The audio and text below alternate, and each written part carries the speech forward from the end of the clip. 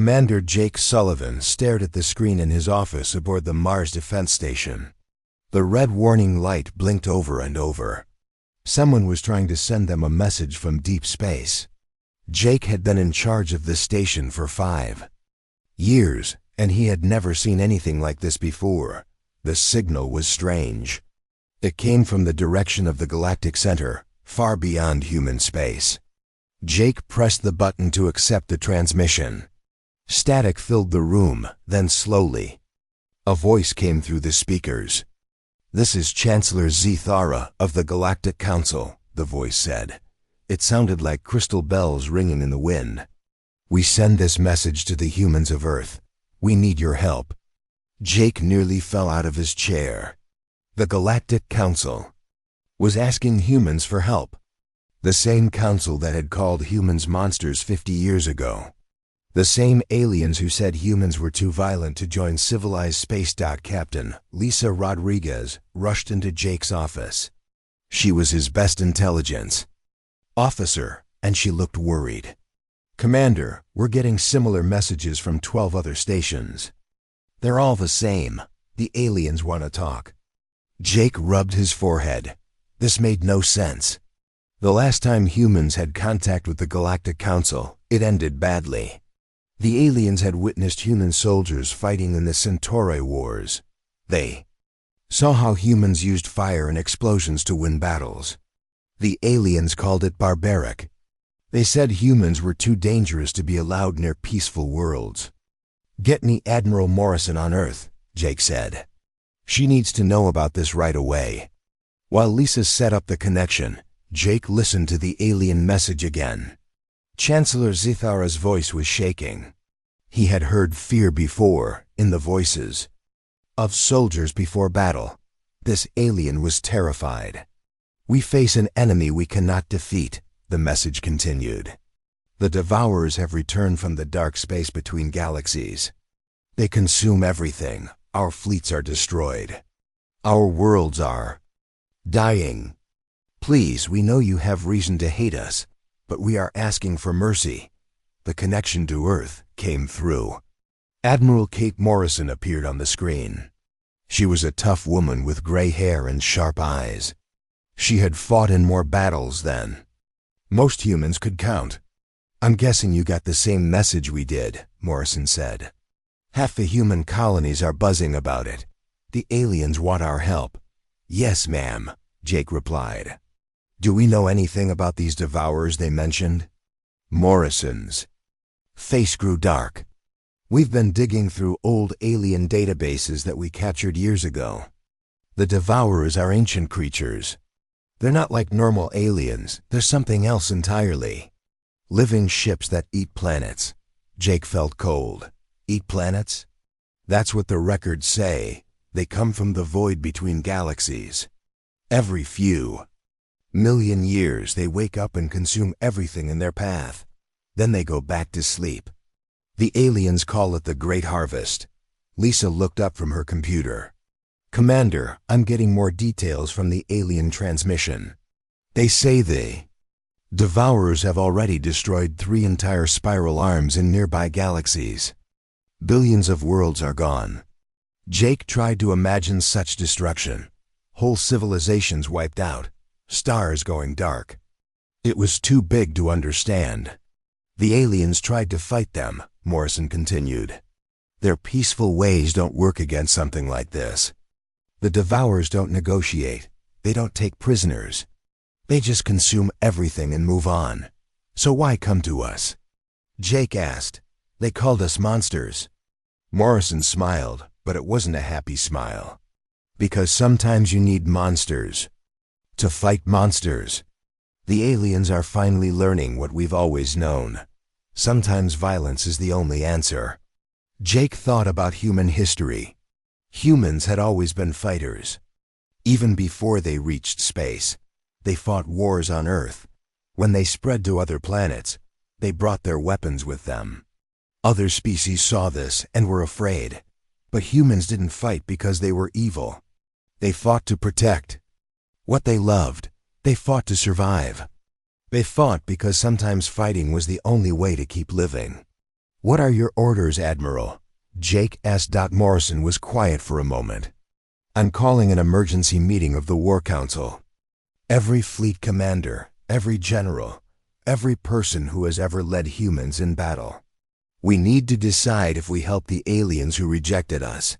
Do you think we should help them?" "Jake, I've been fighting for 40 years. I've seen what happens when good people do nothing while evil spreads. If these devourers are as bad as the aliens say, they won't stop with alien worlds.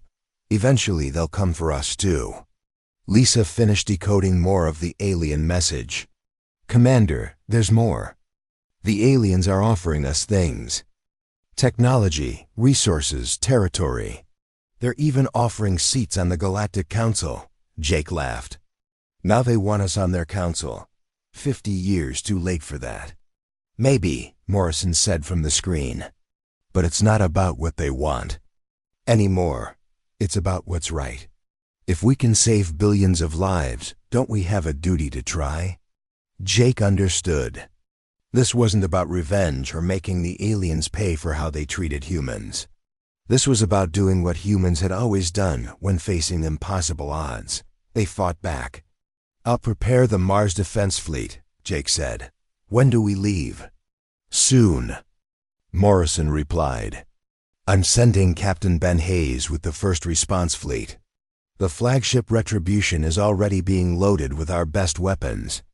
If we're going to remind the galaxy what humans can do, we might as well do it right."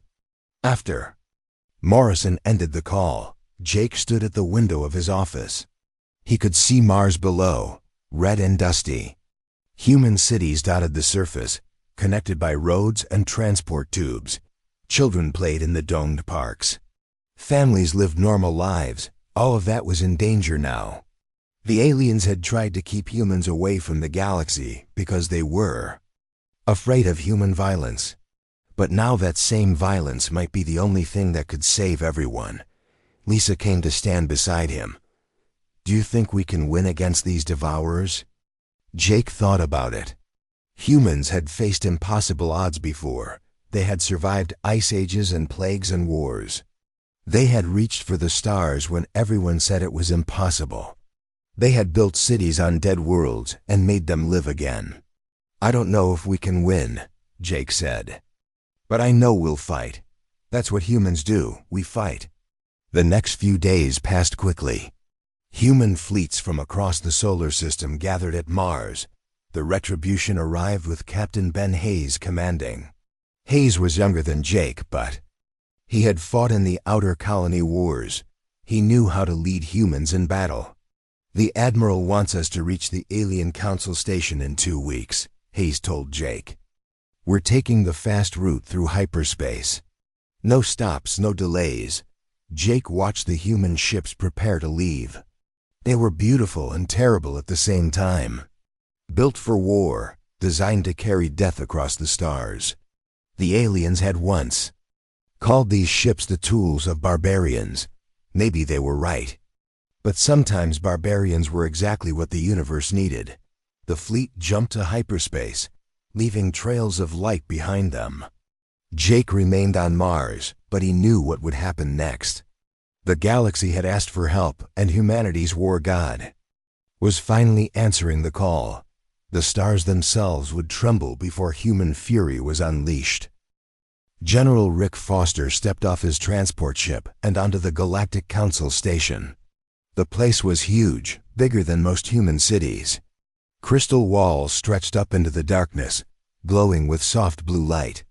The air smelled strange, like flowers mixed with metal. Foster had fought in wars across human space for 30 years. He had seen battlefields covered with smoke and fire, but this place was different. It was beautiful and peaceful. No wonder the aliens who lived here didn't know how to fight. 3 aliens waited for him in the main hall. Foster recognized them from the intelligence reports. Chancellor Zithara looked like a walking crystal sculpture, her body reflecting light in rainbow patterns. Prime Mind Gul Therm was harder to see, a cloud of glowing gas that shifted and moved. Root Speaker Vel Honor stood tall like a tree, his bark-like skin covered in tiny leaves. "General Foster," Chancellor Zithara said. Her voice still sounded like crystal bells. "Thank you for coming. We are grateful that humanity answered our call." Foster didn't smile. "Let's skip the pretty words. You need our help." "What do you want us to do?" The aliens looked uncomfortable. They weren't used to humans being so direct. Prime Mind Gol Therm spoke next, his voice like wind through a tunnel. "We have prepared resources for your forces. Ships, weapons, supplies. We can offer you territory in the Outer Rim systems." "That's not what I asked," Foster said. "I asked what you want us to do. Do you want us to fight these devourers or not?" Root Speaker Vil Anner rustled his leaves. "We want you to help us defend our worlds. To work with our fleets in coordinated defense." Foster laughed, but it wasn't a happy sound. "Your fleets are gone. Your defense systems failed. Your coordinated efforts got billions of your people killed. If you want our help, you do things our way." Lieutenant Colonel Amy Clark stepped forward. She was Foster's intelligence officer, and she carried a data pad with the latest reports. "General, we've received new information from the front lines." She projected a holographic map in the air. Red dots showed where Devourer forces had been. "Spotted." There were so many red dots that parts of the map looked like they were bleeding. 17 more systems went dark in the past week, Clark said. "The Devourers are moving faster than before. They're not just attacking random targets, they're following a pattern." Chancellor Zithara moved closer to the map. Her crystal body reflected the red dots, making her look like she was covered in blood. "What kind of pattern?" "They're targeting systems with the most life," Clark explained. "Worlds with big populations, lots of plants and animals. They're eating everything alive and using it to grow bigger." Foster studied the map. He had seen enemy movements before, but nothing like this. The Devourers moved like a plague, spreading from system to system without stopping. "Here's what we need," Foster said to the aliens. "Complete military command. Every ship, every weapon, every soldier you have left. No questions, no arguments. When we say jump, you ask how high." The aliens looked at each other. Foster could see they didn't like the idea of giving humans total control. But they also knew they had no choice. "We will need to discuss this with our councils," Prime Mind Goltherm said. "While you discuss it, more of your people die," Foster replied. "Make your choice now." Back on Earth, the human war machine was waking up. Factory ships orbited every major planet, building new weapons day and night. The shipyards around Luna worked without stopping, creating vessels designed for one purpose: destroying the enemy. Dr. Carl Peters stood in his laboratory, looking at the new plasma fusion warheads his team had developed. They were beautiful. In a deadly way, sleek metal cylinders that could burn through almost anything. "The Devourer ships have biometallic hulls," Peters explained to his assistant. "They can adapt to most weapons, learning to resist them after the first few hits. But these plasma warheads create a fusion reaction that burns at the temperature of a star's core.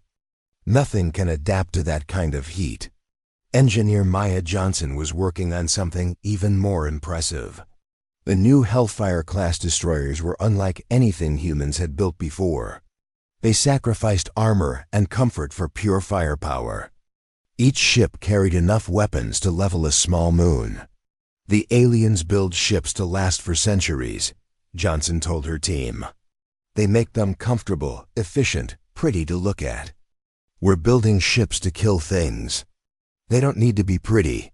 The first test of human tactics came sooner than expected. Captain Tony Miller was leading a patrol near the Kepler 442 system when his sensors picked up something moving in the asteroid belt. At first, he thought it might be miners or traders. Then he saw what was really there. The Devourer scout ships looked like nightmares made real. They were partly organic, with hulls that pulsed like living skin. But they also had metal parts. that gleamed like teeth. Some were as small as human fighters, others as big as cruisers. They moved through space like hungry sharks. "All ships, battle stations," Miller ordered. "We've got contact with the enemy." Miller's squadron opened fire with everything they had. Plasma cannons, missile pods, railguns, all the weapons that had won human wars for decades. The shots hit the Devourer ships and seemed to do damage at first. But then something strange happened. The organic parts of the enemy ships began to change. The holes from the plasma cannons closed up like healing wounds. The missile damage disappeared as the biometal grew back. Within minutes, the Devourer ships looked like new. "Sir, our weapons aren't working," reported his gunner. "They're adapting too fast." Miller watched as the Devourer ships moved toward his fleet. They didn't fire weapons like normal ships. Instead, they extended long tentacles that tried to grab his vessels. Miller realized these things wanted to eat his ships, not just destroy them. "All ships, fall back to the asteroid belt," Miller ordered. "I have an idea." The human ships retreated deeper into the asteroids, with the Devourers following close. Behind, the enemy ships moved between the rocks, their tentacles reaching out to grab at anything they could find. They were fast and hungry, but they weren't smart. Miller had hidden something in the asteroid belt before the battle started. Nuclear mines disguised to look like normal rocks. He had hoped he wouldn't need them, but now they were his only chance. "Detonate the mines," Miller ordered. The explosions lit up space like tiny stars. The Devourer ships were caught in the middle of the blast, surrounded by nuclear fire and radiation. But Miller's real plan was more clever than just bombing them. Mines had been planted inside asteroids that were rich in radioactive ore. When the explosions happened, they scattered this poisonous material throughout the area.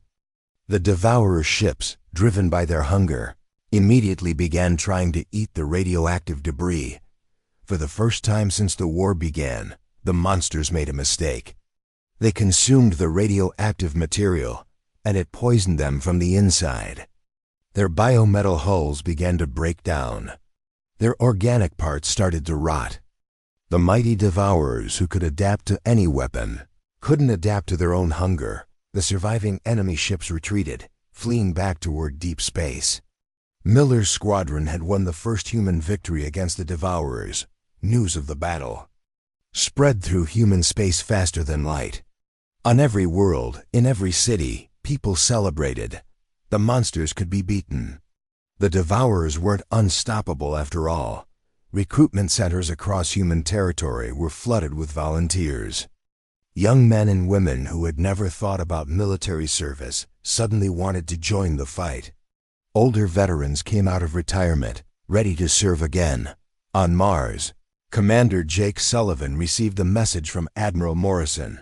"Jake, we're moving to the next phase. The aliens have agreed to our terms. General Foster has full command of their remaining forces." "What about our forces?" Jake asked.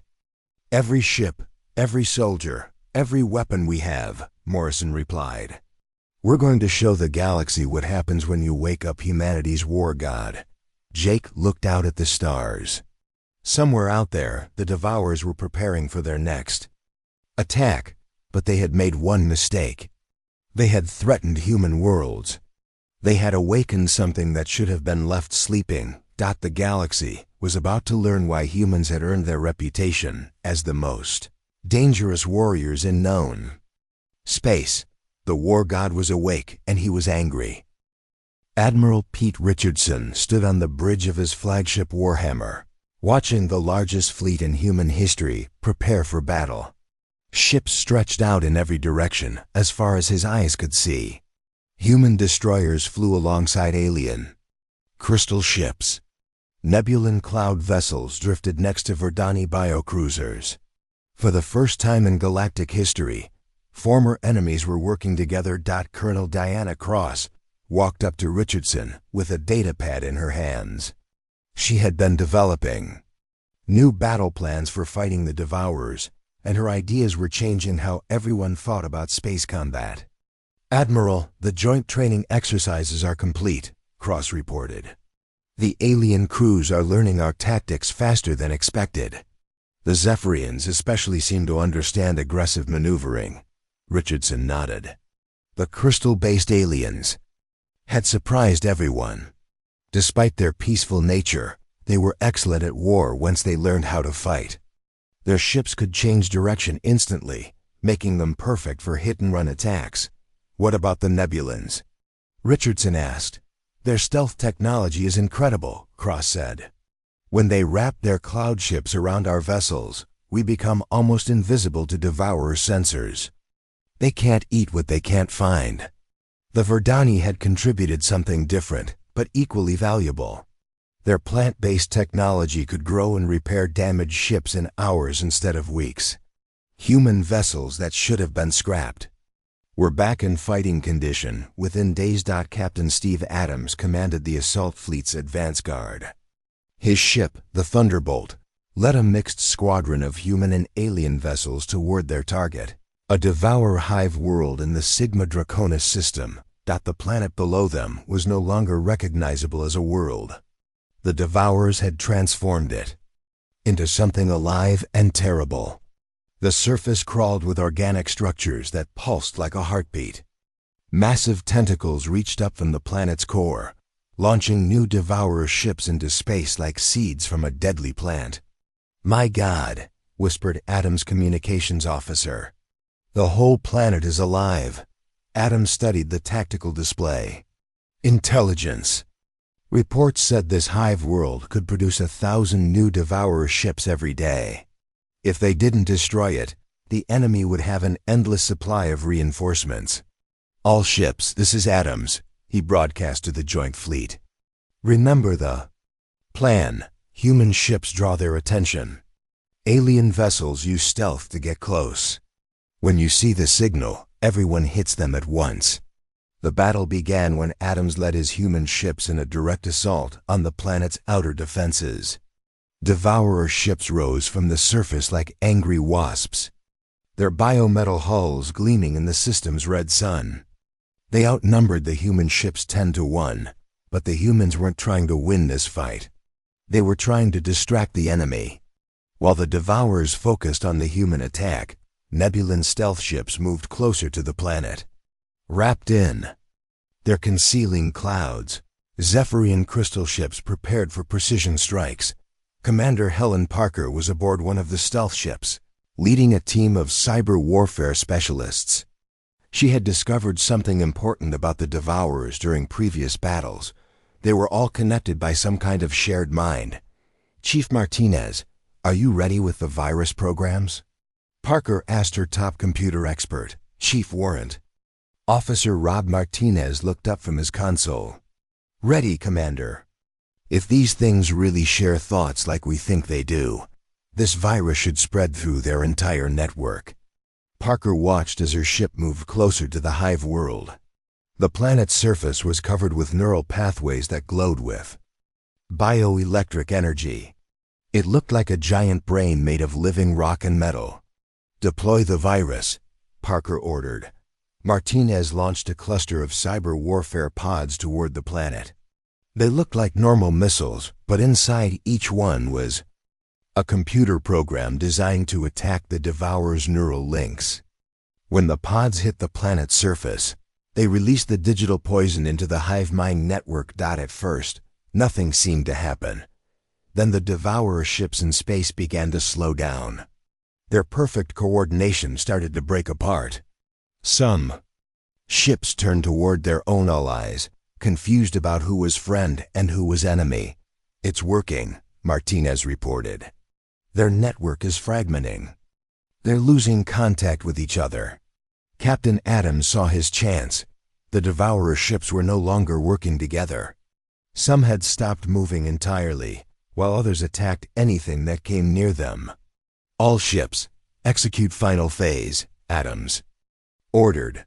"Hit them now while they're confused." The combined fleet struck with everything they had. Human plasma weapons burned through Devourer hulls. Zephyrian crystal beams cut enemy ships apart like knives through paper. Verdani bioweapons released, clouds of acid that ate through the enemy's organic parts, but the Devourers fought back with desperate fury. Massive tentacles reached up from the planet, trying to drag human ships down to the surface. Bioelectric. Storms erupted around the hive world, frying electronic systems and blinding sensors. Adams found himself surrounded by 3 large Devourer ships. His weapons were nearly empty, and his shields were failing. The enemy ships moved in for the kill, their tentacles reaching out to grab his vessel. "Sir, we can't break free," his pilot reported. "They've got us locked in." Adams looked at his crew. These men and women had followed him into the most dangerous battle of their lives. They trusted him to bring them home. But sometimes a commander had to make the hardest choice of all. "Set course for the planet's core," Adams ordered. "Full speed, sir?" his pilot asked, not understanding. "We're going to ram the hive world's control center," Adams explained. "If we can destroy their main neural hub, the whole planet should shut down." The crew understood. They weren't going home. But their sacrifice might save billions of lives across the galaxy. Adams' ship broke free from the Devourer vessels and dove toward the planet. The Thunderbolt's engines screamed as it accelerated toward the surface. Enemy fire chased them down, but nothing could stop their final run. The ship smashed through the planet's outer shell and into the neural core. Adams had time for one last thought before the fusion reactor exploded. His daughter back on Earth would grow up in a galaxy free from the Devourer threat. The explosion created a new star. The hive world's core went critical, releasing energy that had been building for millions of years. The blast was visible from systems hundreds of light years away, a bright beacon that announced humanity's first major victory. But the cost was terrible.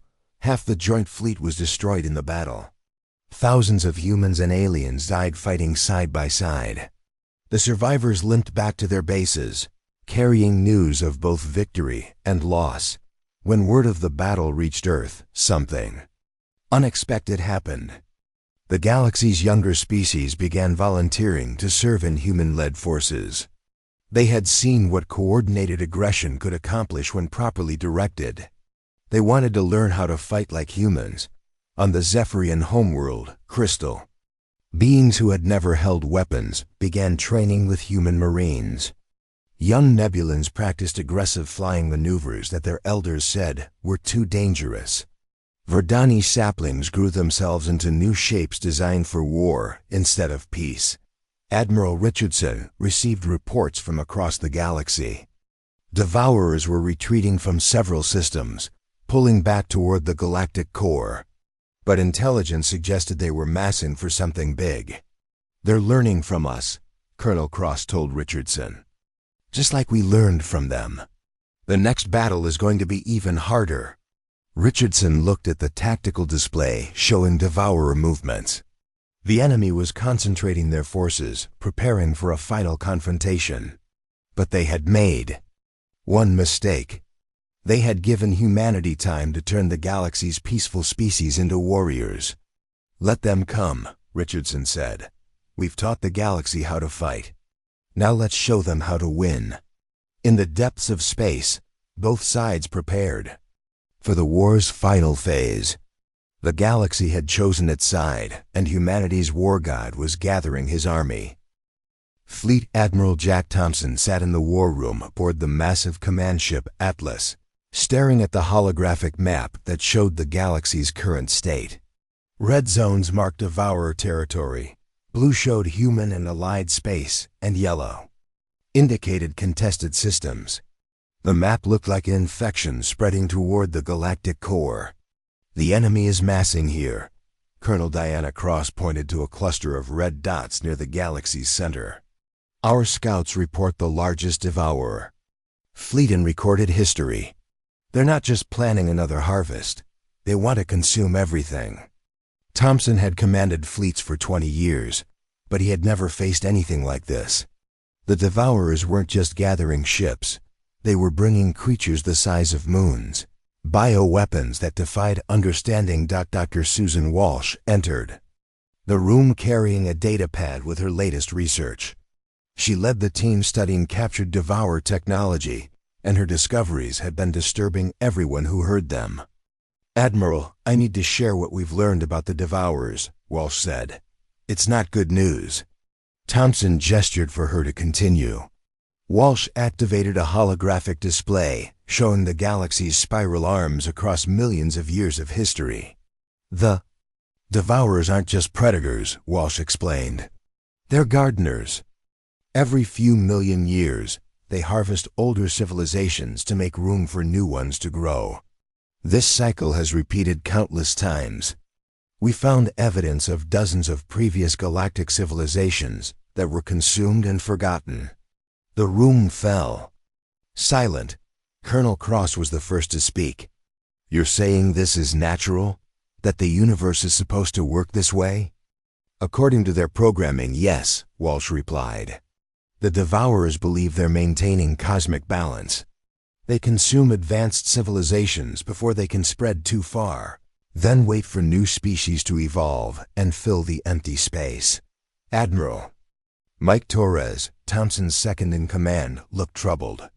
"If they're following some kind of natural law, maybe we should try to negotiate, find a way to coexist with their cycle."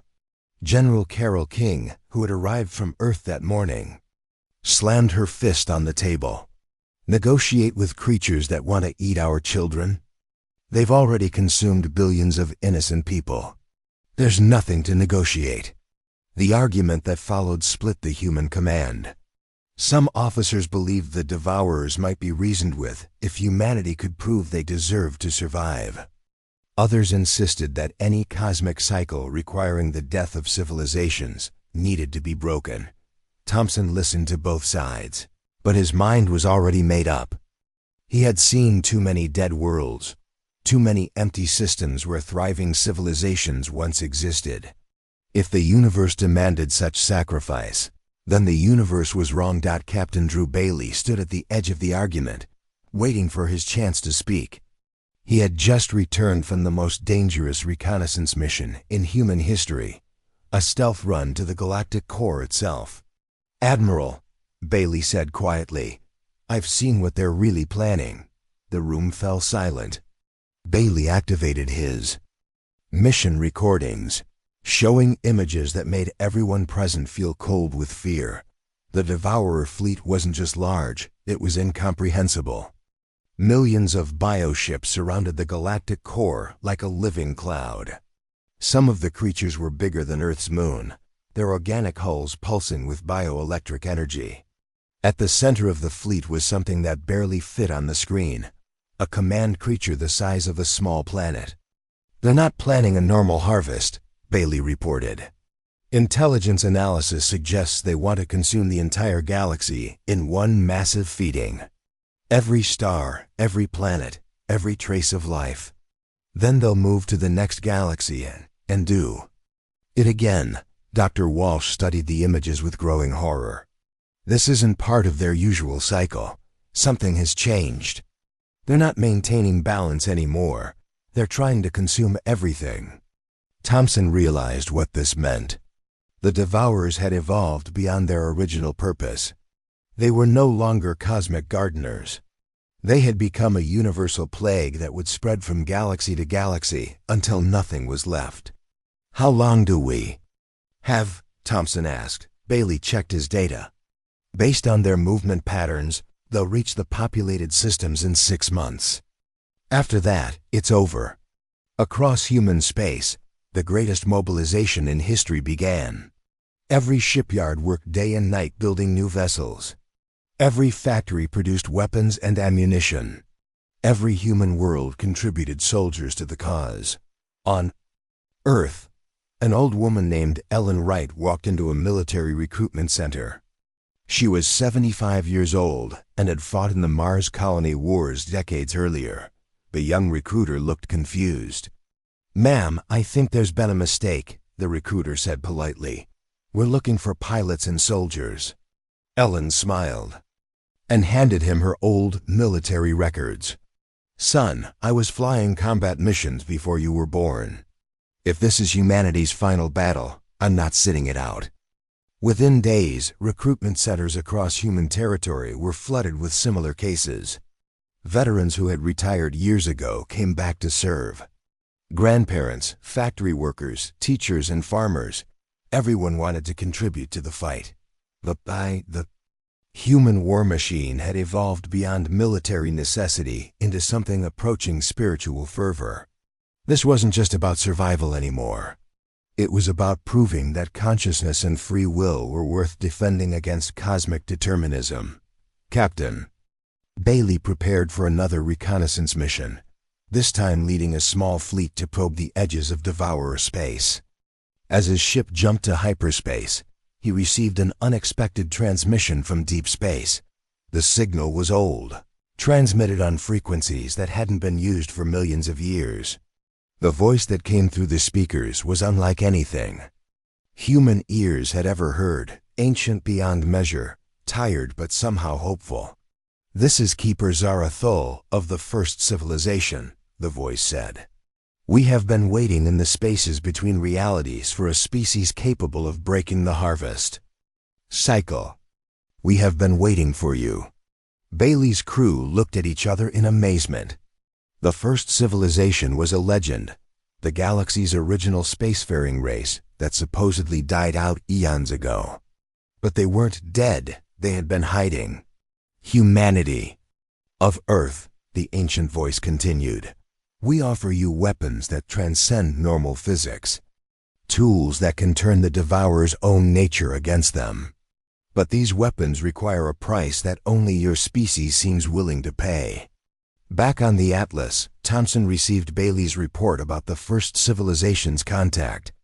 The aliens offered humanity reality-warping technology that could defeat the Devourers, but the weapons required human neural patterns to function. Anyone who operated them would not survive. "They want us to sacrifice ourselves to save the galaxy," General King said after hearing the report. "How is that different from what the Devourers are doing?" "It's different because we choose," Thompson replied. "The Devourers take life. We're offering to give it freely to protect others." Thompson looked around the room at his officers. These were the finest military minds humanity had ever produced. They had dedicated their lives to protecting human civilization. Now they had to decide if they were willing to die for something even greater. "I need volunteers," Thompson said simply. "People willing to operate weapons they won't survive using. I won't order anyone to do this. It has to be a choice." Every officer in the room raised their hand. Thompson felt a strange mixture of pride and sadness.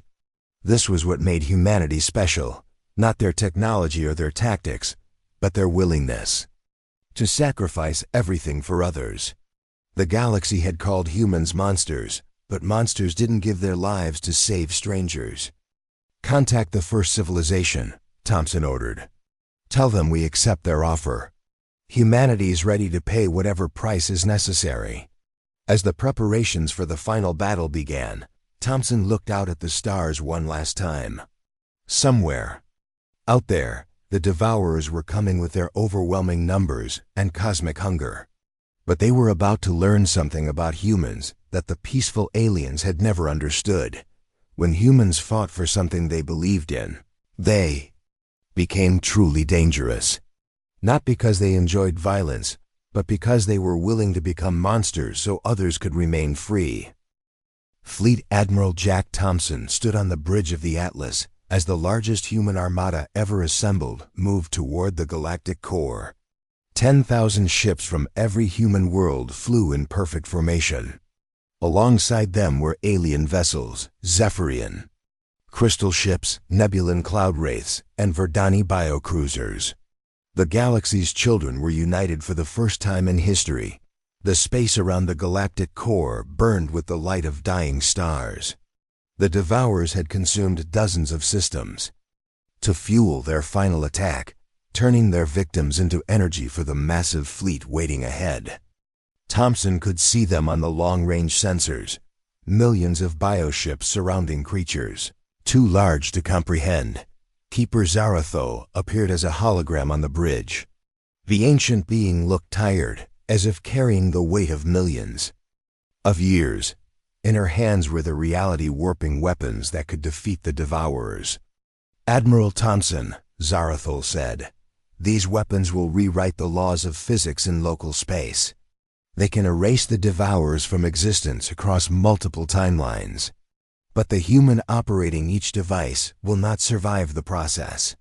Thompson nodded. He had already chosen his volunteers. Captain Greg Norton would pilot the prototype weapon aboard the sacrifice ship Valkyrie.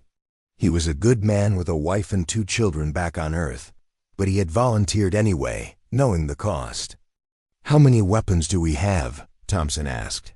12, Zarathul replied. "If fired simultaneously, they should create a cascade effect that destroys the entire Devourer fleet." "But Admiral, there is a risk. The reality storm might expand beyond our control. It could destroy human space as well." Thompson felt the weight of the decision. He could order the attack and probably save the galaxy, but it might cost humanity everything they had built. Or he could try conventional weapons and watch as the Devourers consumed every living thing in known space. "The risk is acceptable," Thompson said. "Prepare the weapons." Captain Norton received his final orders aboard the Valkyrie. The ship was smaller than most human cruisers, built around a single reality warping device that hummed with dangerous energy. 11 other sacrifice ships took positions around the Devourer fleet. "This is Norton to all Ghost Riders," he broadcast to the other volunteers. "It's been an honor serving with you. See you on the other side." Commander Ashley Ford was leading the main assault while the reality warpers moved into position.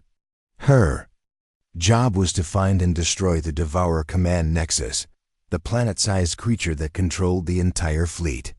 "There," Ford pointed at her tactical display. "That's the Command Nexus, the thing is bigger than Luna." The Nexus looked like a living moon covered in neural pathways that pulsed with bioelectric light. Around it floated thousands of Guardian ships, each one the size of a human city. Getting close to the Nexus would be impossible through normal space. "Ford to Norton," she radioed. "Can you open a wormhole directly inside that thing?" Norton checked his readings. The reality warper was designed to bend space and time, but what Ford was asking was incredibly dangerous. "I can try, but the energy release might tear apart everything within 1,000 kilometers. "Do it," Ford ordered. "My Marines are ready." For an insertion mission, Major Chris Anderson led the Marine strike team aboard Ford's ship. His men were the best humanity had produced, soldiers who had fought in every major battle of the war. They wore special armor designed for fighting inside organic structures, with weapons that could cut through biometal. "Listen up," Anderson told his team.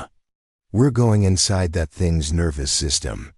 Our job is to plant explosives in its brain. If we succeed, their whole fleet loses coordination." Norton began charging the reality warper. Energy built up inside the device until it glowed like a miniature star. Space around the Valkyrie started to bend and twist as the weapon prepared to tear a hole in reality itself. "Reality warper at full power," Norton reported. "Opening wormhole in 3, 2, 1. The fabric of space ripped open like torn paper. A tunnel of swirling energy connected Norton's position to the interior of the Command Nexus. The portal was beautiful and terrible, showing glimpses of other dimensions where different laws of physics ruled. Ford's ship dove through the wormhole, just as Devourer Guardian ships realized what was happening. The portal closed behind them, leaving the Marine team inside the enemy's most protected asset. Anderson found himself in a place that looked like the inside of a giant brain made of living metal. Neural pathways stretched in every direction, carrying signals that coordinated millions of Devourer ships. The walls pulsed with thought, and the air tasted like copper and ozone. "Plant the charges on those main neural clusters," Anderson ordered. We need to sever their command links. His Marines spread out through the organic corridors, placing explosives on critical control nodes. The Nexus began to realize it was under attack, sending antibody creatures to stop the intruders. Anderson's team fought biomechanical horrors. In hand-to-hand combat, using plasma weapons and fusion grenades in battles no human had ever imagined. Meanwhile, Norton prepared for the final phase. All 12 reality warpers were in position around the Devourer fleet. The volunteer pilots reported ready for the ultimate sacrifice. "This is Thompson to all reality warper crews," the Admiral broadcast. "You know what this means. Your names will be remembered as long as humanity exists." Norton looked at a picture of his family one last time. His daughter was only 5 years old. She would grow up in a galaxy free from the Devourer threat because of what he was about to do. "All weapons, fire simultaneously," Thompson ordered. 12 reality warpers discharged their energy at the same moment. Space itself screamed as the fundamental forces of the universe were rewritten. The Devourer fleet didn't just die, it was erased from existence across multiple timelines, removed from reality as if it had never been. But the cost was terrible. The reality storm expanded beyond their calculations, consuming everything within light years of the battle. Thousands of human ships were caught in the energy cascade. Entire star systems were shifted into alternate dimensions. Anderson felt the Nexus dying around him as the explosives destroyed its neural networks. The creature's thoughts became confused, then angry, then faded into silence. His mission was complete, but he would never see home again. When the chaos finally ended, the galaxy was changed forever. The Devourer threat was gone, erased so completely that even their memory was fading from reality. But the price of victory was written in empty space where human fleets once flew. Thompson's ship had survived, but barely. Half his bridge crew was gone, and the Atlas drifted damaged in space that no longer followed normal physics. Around him, the remnants of the great fleet counted their losses. "Admiral," his communications officer reported, "we're receiving signals from across the galaxy. Every species is broadcasting the same message. They're thanking us." Thompson felt no joy in victory. Too many good people had died to save a galaxy that had once rejected humanity. But perhaps that made the sacrifice more meaningful.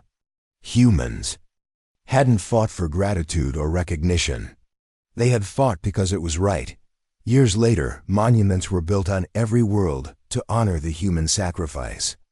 Children of dozens of species learned the story of how humanity's barbaric nature became the foundation for true galactic civilization. The reality warpers had opened doors to infinite universes, each one a new frontier for expanding consciousness. Admiral Sarah Phillips, Thompson's successor, commanded the first trans-dimensional exploration fleet. As humanity prepared to carry its hard-won wisdom to other realities, she remembered words inscribed on every human war memorial. "Freedom is not given. It is taken, held, and defended by those willing to become monsters so others may remain human." The galaxy had cried for help, and humanity's war god had brought fire. In the end, that fire didn't destroy. It illuminated a path to freedom that stretched across infinite stars. The harvest cycle was broken. The galaxy was free to choose its own destiny, and somewhere in the spaces between realities, the ghosts of human heroes watched over the civilizations they had died to protect.